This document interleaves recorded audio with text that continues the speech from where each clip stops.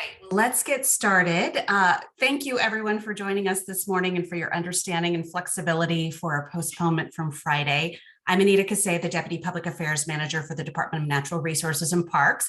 We're going to give you an opportunity today to ask our experts questions about the first ever extreme heat mitigation strategy King County is in the process of developing, and about the climate impact changes that it's having on our region when it comes to heat that we saw a year ago, and I think that we're seeing a little bit over this weekend and obviously today. I'm going to quickly introduce who's on the call with us today. I'll ask them each a brief question just to give you some additional context to start the conversation, and then we will open it up to you for questions. So until that time, if you can double check, make sure if you're a reporter that your cameras are off, your microphones are muted, and then once we get to the Q&A, you're welcome to turn them on at that time.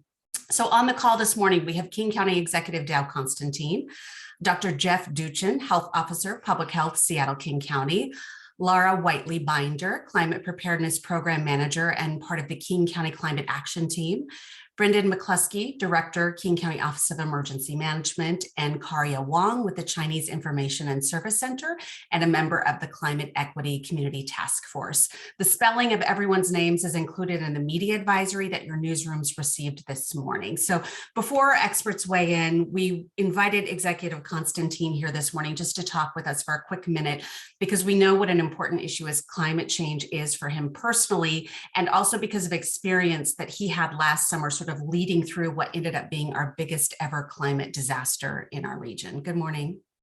Good morning, and thank you, Anita, and thanks to everyone for joining us today. I am reminded that it was a year ago that we experienced really the most significant climate event so far in the history of our region, an extreme heat event where some 38 people died in King County. They're the highest temperatures ever recorded in the history of our region. And that was, of course, the deadliest climate event to date in our region. And it reinforced the reality that climate change is neither theoretical nor distant, but here and now.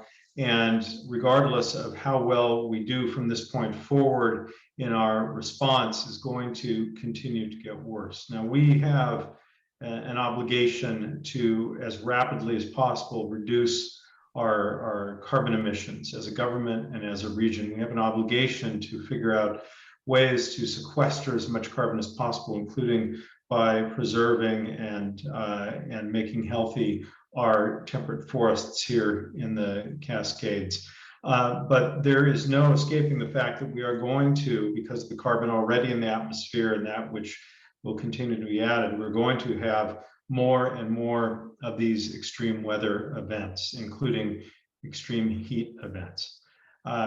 It's just as important as the rest of our work that we prepare for people to be able to be resilient and for our systems to be able to be resilient in the face of these events, and especially to look out for those who are the least able to protect themselves, to ensure that we have an equitable response that is including everyone in our heat mitigation. So in my strategic climate action plan, you'll recall we adopted our first plan in the middle of the last decade, then we updated it starting in 2020. I announced our first ever extreme heat mitigation strategy, preparing our region for more frequent and prolonged waves of heat that climate scientists know will happen here and will, of course, worsen if we are unable to make immediate reductions in greenhouse gas emissions. Today, we're joined by experts from many of our King County departments representing public health, climate preparedness, emergency management, who are working with frontline communities to develop a mitigation strategy. Success will require both an immediate response and also over time adapting our built environment to be able to help people withstand these challenges, because our built environment of hundreds of thousands or more buildings was not designed with this kind of reality in mind. Most places, individual residences don't have air conditioning, for example. And so we have a huge challenge ahead of us, even as we push forward on the other aspects of our climate work, including eliminating carbon emissions. Now, fortunately, we have some of the nation's leading experts from multiple disciplines and strong partnerships with vibrant communities that are disproportionately impacted by climate change. So the challenge is great, but we have the resources and partnerships, and I think the will, the shared sense of urgency needed to create a safer, more resilient future for our region. And with that, I'll hand it back to Anita and to our experts. Thank you, everyone, for being here today. Thank you, Dow. We appreciate your time this morning. We'll turn to Dr. Duchin. Provide for us your perspective about last summer when we were dealing with this deadly heat wave.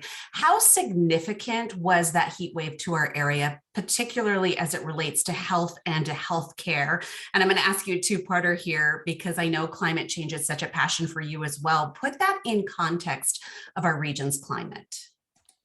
Okay, well, thank you, Anita. Let me start just by re-emphasizing that climate change is recognized by public health and medical professionals as a health emergency, and according to the World Health Organization, is the biggest health threat facing humanity. So extreme heat is one type of extreme weather event that's increasing due to climate change and is the leading cause of weather-related deaths in the US. Last year's heat wave in the Pacific Northwest was the deadliest weather-related disaster in Washington state history, with at least 100 heat-related deaths in the state between June 2nd and between June 27th and July 2nd. And at least 30 of these heat-related deaths and 5 additional drowning deaths that are not counted in those 30 were reported in King County during this time. So you can consider this extreme heat wave a climate-related mass casualty event that caused hundreds of deaths regionally in the Pacific Northwest. And these numbers, these official reported numbers, are almost certainly an undercount, with the true toll of excess deaths undoubtedly higher. Regionally, the heat wave put significant strain on hospitals and the EMS system, our first responders. There was a 69-fold increase in the number of emergency department visits regionally during the days of June 25th through 30th, compared with the same days in 2019, putting some hospitals at near crisis response levels. And perhaps the worst news of all, from the health perspective, is not only do we expect more heat waves from here on out, but the heat waves we do see will be longer and more intense. So this should be a wake-up call for anyone thinking we in the Pacific Northwest are immune to deadly heat waves or other impacts of climate change. Thank you, Dr. Duchin. We'll turn quickly to Lara. You know, the King County area recognizes that this climate risk is really a reality for us. King County itself is positioning itself for sustained focused work on heat mitigation with the development of this extreme heat mitigation strategy. How is the strategy being developed and going to be developed? And then what are some of the examples of the types of short-term and then longer-term actions that could be a part of it? Thank you, Anita, and thank you, Executive Constantine and Dr. Duchin, for your remarks. As noted earlier, the deadly 2021 heat wave, combined with growing concerns about the impacts of climate change on extreme heat and summer temperatures, has led to strong interest in local action on heat. The extreme heat mitigation strategy that we will be developing will provide a strategic framework that supports comprehensive and coordinated action on heat. The strategy will identify near-term and longer-term heat mitigation actions that King County and community partners can take to effectively address heat impacts. The goal is to strengthen short-term actions needed to cope with heat during a heat wave, while also looking at ways to adapt our built environment to be able to better handle heat, particularly in developed areas where pavement and other hard surfaces can amplify heat. This is also known as the urban heat island effect. This focus on both near-term and longer-term is essential.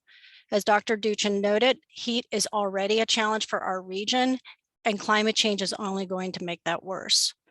Effective heat risk mitigation requires a comprehensive approach that engages and mobilizes a broad range of stakeholders, Recognizing that, we will be working with King County cities, community-based organizations, frontline community members, healthcare providers, emergency responders, the building community, and others to co-develop the strategy.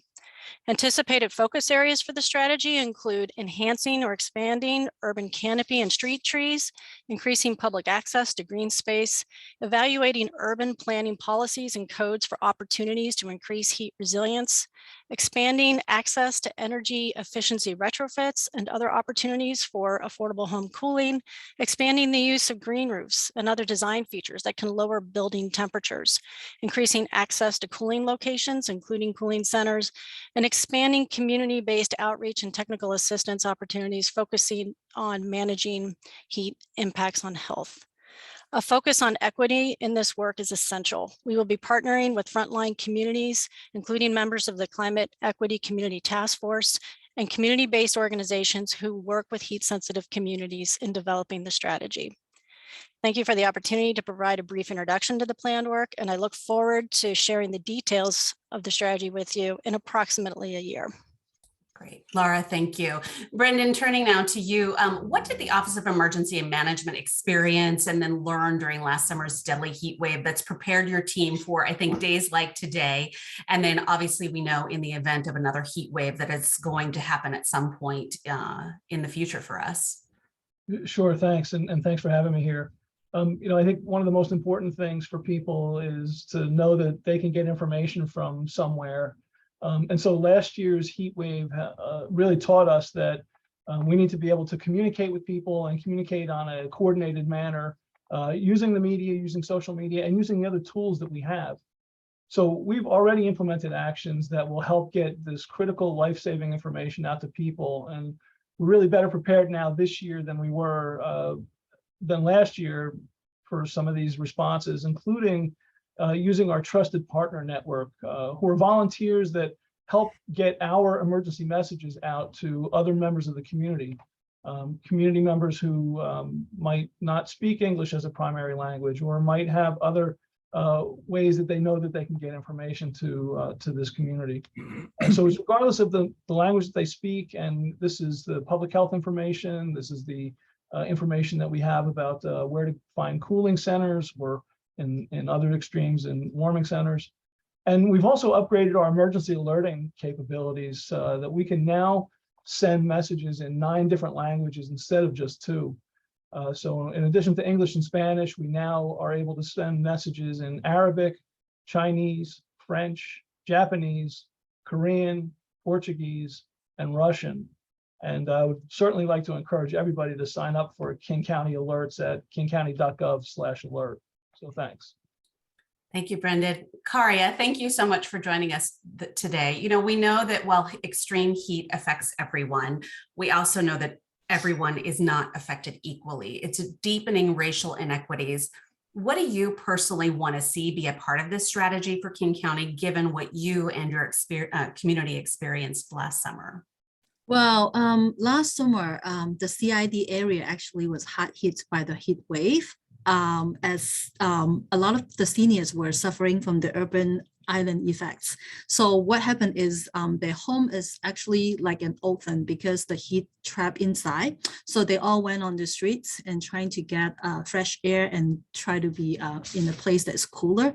But knowing that there's more concrete than everything, in the CID area. So basically it is not helping a lot. So I would have parents coming to me on the street and saying that I don't really know what to do, Miss Wong, because it's so hot at home. And with COVID, I can't really take my kids to places that I used to be. And because of the wildfire, the air quality is bad. I can't open my door and windows for ventilation and circulation. So what should I do? I was very concerned and also struggle because I don't really know what to do. So I was really excited to hear about the King County heat mitigation strategies that's coming, out, because I think we need a long-term solution and to prepare our community members to embrace the challenge of heat waves in the future and to fight and to combat with climate change. Great, Karia. Thank you so much. We're going to open it now to questions from the reporters who are on the call. Please feel free to turn your camera on if you prefer. You can raise your virtual hand and we'll call on you. And at that time, you're welcome to unmute your microphone and ask your question. You can either ask it of the group or target it to a specific expert. And then if you prefer, you can always put your question in the chat and I'll make sure to get those asked as well. So feel free to chime in first or get your hand raised and we'll get your questions asked.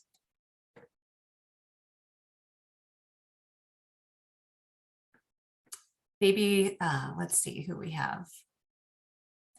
If our team can help me see who's raising their hands here. I have someone named Hal. Go ahead, Hal.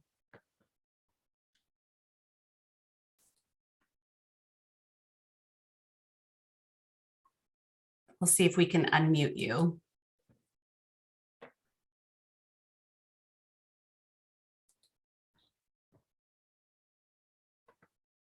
Hal, we're not able to hear you. So if you want to put your question in the chat, I can ask that for you. And until then, Dr. Duchin, I want to go back to this one area while we're waiting for some questions from our media partners. Talk about this connection between climate and health-related disasters. Why is there a connection or a common denominator for these two particular issues? It's a really important concept to understand. Among public health and healthcare and medical professional organizations, there's no question that climate change is a health emergency, but it's often not recognized that way by the public because the nature of the human health impacts are insidious. They occur kind of in the background silently. They're hard to link directly and obviously to climate events, and they build gradually, unfolding over relatively long time periods.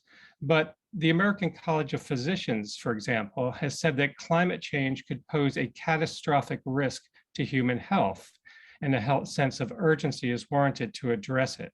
And so let me just review a few ways in which climate change affects health.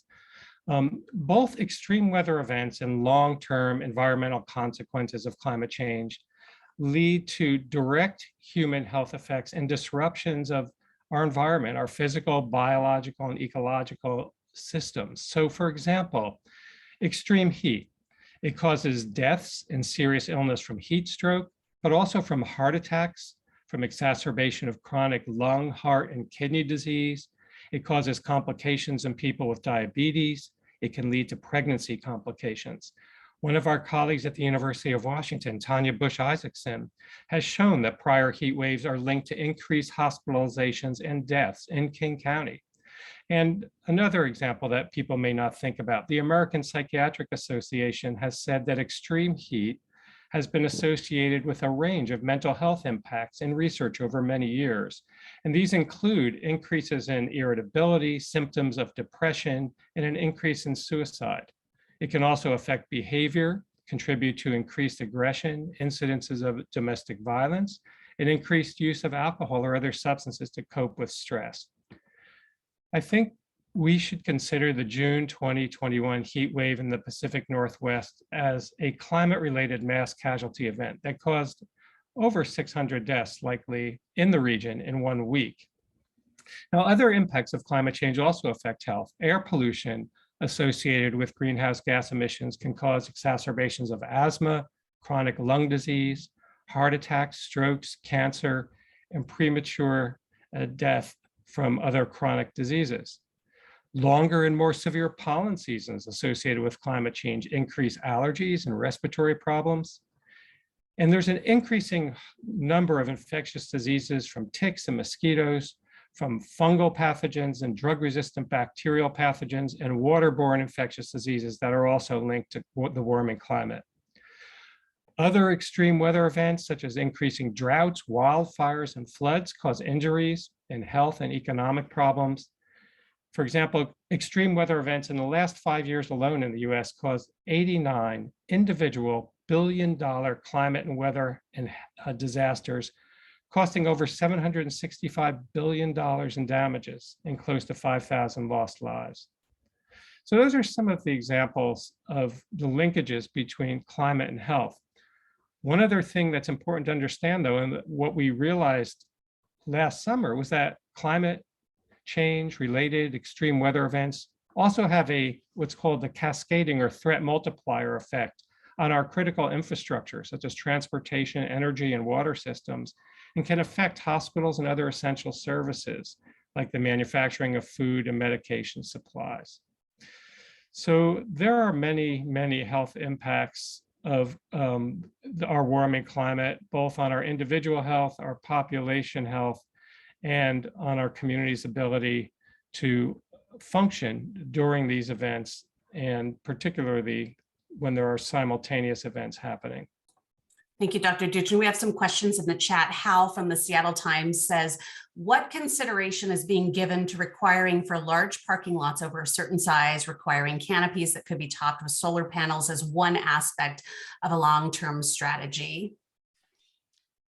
I can answer that one, Anita. So that is exactly the kinds of strategies or the kinds of actions we want to be looking at. So this is something that is certainly being done in other parts of the country, and we are fortunate in that heat is a conversation that's happening across the country, and we have communities across the country who are developing strategies. So there's a broad body of work that we can be looking at, and there are a number of tools we can be looking at. What we want to do with this strategy is both broaden our toolbox, but also determine how to best apply those tools for our region.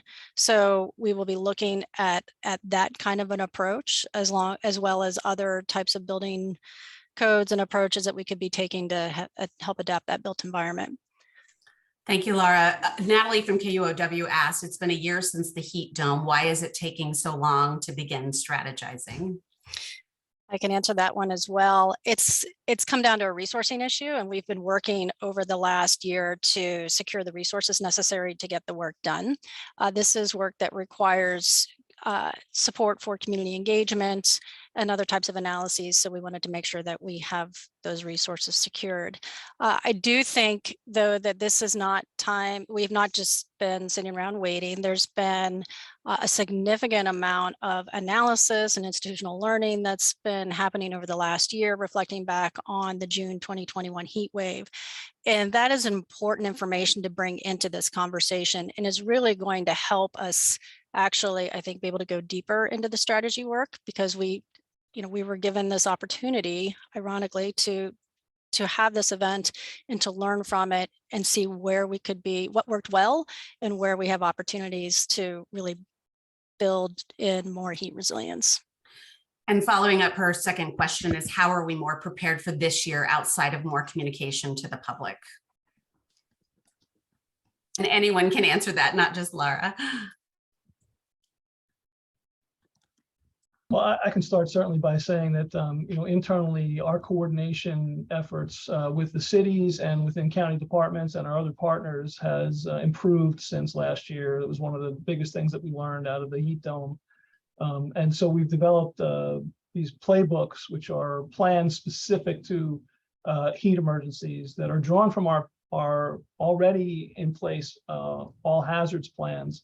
But now we can specifically say who's supposed to be doing what and at what time, and in what situations for these heat events. And that includes all of our partners, including health, DNRP, and many of the cities. Thank you, Brendan. Tobias has a question. Research out of Arizona has shown that temperatures inside trailers and manufactured homes are significantly higher in extreme heat situations. Are there any aspects of the strategy that will provide air conditioning to RV trailer park residents who don't have it, especially people who are low income or experiencing homelessness? I think it's going to be important and critical that the strategy look at how to support our low-income communities with access to cooling, whether that's increasing opportunities for home cooling or making it easier for communities to get to places where cooling is provided. Again, with a comprehensive strategy, we want to be looking across the board at a range of options, and we will be looking in particular, especially in working with our frontline communities, to identify what are the best strategies that will help support those needs. Thank you, Lara. Melissa Santos from Axios says, I missed the first few minutes of the call. If it was addressed, she's apologizing for asking this again, but what size FEMA grant is the county seeking to develop this plan? And how will that money specifically be used? And then the timeline again on the plan. So one of the ways that we have been working to try to secure some funding for this work is we've applied for a FEMA grant. It's the Building Resilient Infrastructure and Communities Grant. We're still waiting for final word on that grant. So we are, fingers crossed, going to be getting that award. But the grant is $125,000 and it would primarily support development of the strategy and all that comes with that. Again, for those on the call, you're welcome to try to unmute yourself and ask your question if you would like to. Some people seem to be having a little trouble with that, but we double check the settings, so you should be able to. Another answer that Brendan offers is, in general, is that COVID hindered our ability to open cooling centers and other things, and that's very different this year, absolutely. I'm going to put you guys on the spot a little bit while we wait for a few more questions, because I've talked with a few of you kind of about this separately.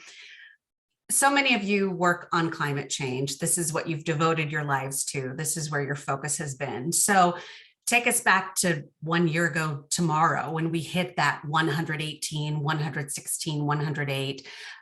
What was that like for you personally to see numbers like that in Seattle, Washington, where we're so used to flooding and cold and not temperatures that high?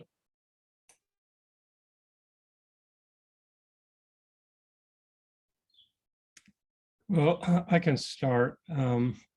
It was very distressing to experience this, climate change driven extreme weather event. And these events are distressing under any circumstances, but having this extreme heat wave during the ongoing COVID-19 pandemic, as was mentioned, that was already stressing our healthcare and public health systems, made it that much more worrisome, and was a real warning about these potential cascading impacts. And you also heard about smoke and heat occurring at the same time. And then there's potential for heat interrupting electricity, power generation, and so on. Very strong reaction for me, just having two major public health emergencies overlapping. I considered this record-breaking extreme heat event to be a disturbing reality check on how far down the path of climate change we've already gone. And the health and economic consequences that we're going to have to live with, given the already existing level of global warming, and how close we really are to a catastrophic change with global health impacts if we don't scale back our greenhouse gas emissions quickly enough. Before I move on, does anyone else want to answer that question? Yeah, Anita, I would say it was unbelievable, and frankly, I think that's maybe one of the reasons why some people didn't heed the warnings that were put out there, because that type of temperature is unprecedented in the Pacific Northwest. So I think now, hopefully, that we did have this last year when we do put out warnings, when public health issues guidance, or recommendations, when the Weather Service puts out that it's going to be hot, that people will take notice and pay attention to the stuff that is being announced. Thank you, Brendan.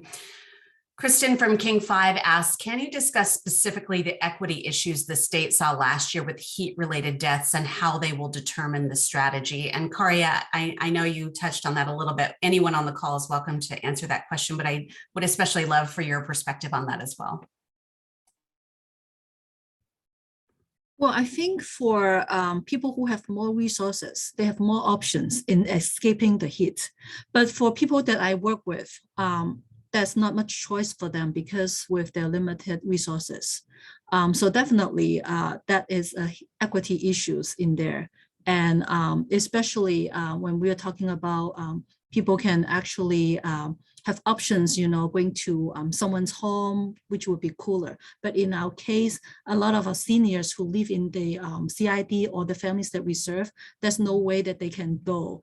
And in the neighborhood too, as I've mentioned, that concrete floor everywhere. And although there's some shades, from the tree, but that's not enough. And we hardly have any green space that we can have access to. So that definitely, it's not really easy to mitigate the heats that we are all, experiencing in the CID area. And as I've mentioned, I have people coming to me and expressing their concern.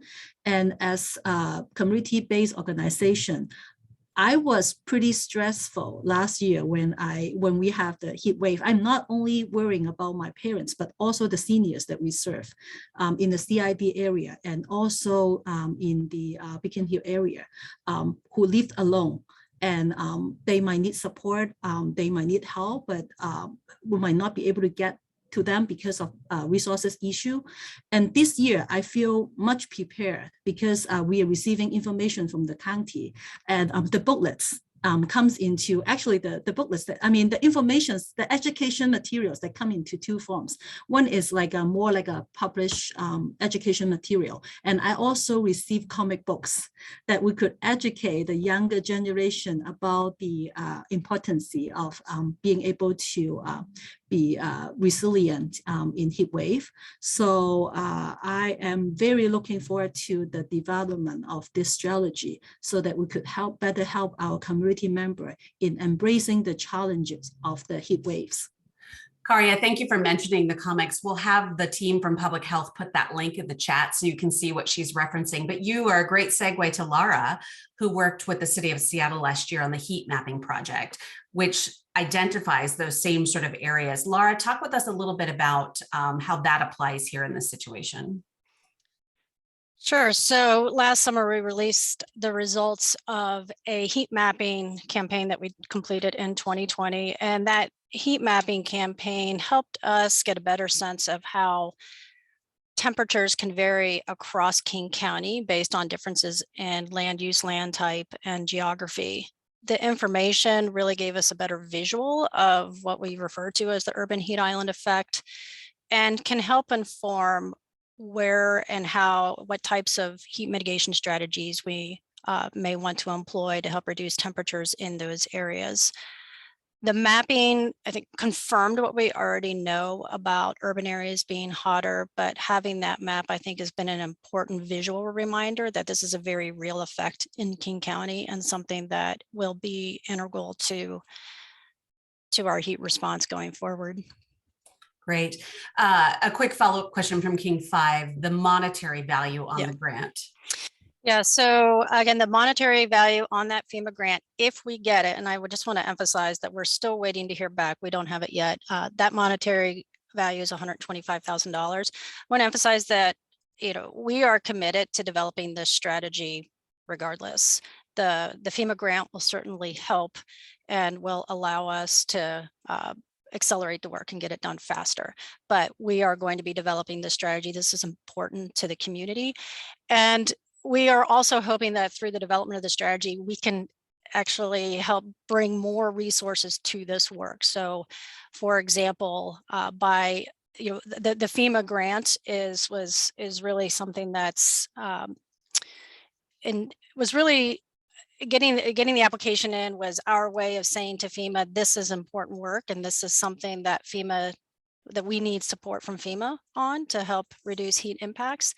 And the strategies that we're looking to develop through this work, we're hoping that we can in the future be able to bring more FEMA dollars and other types of assistance to the work that we do. So the actions that we've developed, for example, could be put into hazard mitigation strategies and other types of strategies that can then help bring needed resources to this work.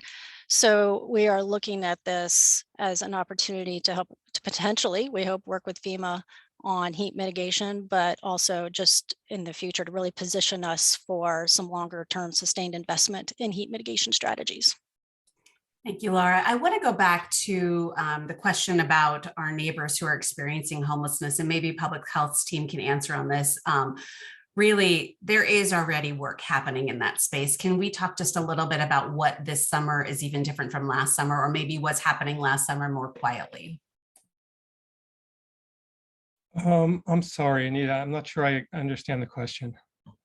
In terms of people experiencing homelessness, like what are some of the more immediate lessons we learned from last summer that could be applied to this summer, or maybe already are? Okay, great, thank you. Well, first of all, I think big picture, we learned that people in our area are not accustomed to dealing with extreme heat. And as was mentioned earlier, we know that certain groups are at increased risk, vulnerable to the effects of heat more than others. So we know these, disproportionate impacts include homelessness and others who are at risk for poor health outcomes because of social, economic, or environmental factors, environmental and structural racism, for example, which lead to both a higher baseline risk for poor health outcomes and fewer resources to cope, as we heard. And these include, people experiencing homelessness. Other vulnerable groups include children, older adults, low-income communities, communities of color, and people living with disabilities. With respect to lessons learned, well, clearly we understand that we need to invest in prevention, as Lara was mentioning. We need to be prepared for more frequent and more severe events. And so with respect to our homeless population, we're working to engage those who are most impacted, including people living homeless, as part of this plan development process. And this will include working with frontline community partners, such as people experiencing homelessness. In particular, some of the things that we learned from people experiencing homelessness is that many people in that group prefer to remain in place rather than go to cooling centers. So this can inform the development of a plan that would bring more resources out to persons experiencing homelessness where they're living, such as bringing water or providing cooling resources, shade, fans, etc. Also involving making cooling centers more accommodating and accessible for people experiencing homelessness, and involving possibly placing additional potable water sources around the county so people experiencing homelessness can have access to additional fresh water supplies. And finally, our Healthcare for the Homeless Network continues to provide on-the-ground outreach and resources such as water, electrolyte solutions, and health information for people who are living on the street. This year, King County's Regional Homelessness Authority is overseeing the overall emergency response for people living homeless, and we look forward to working with them in keeping this high-risk community safer in the heat.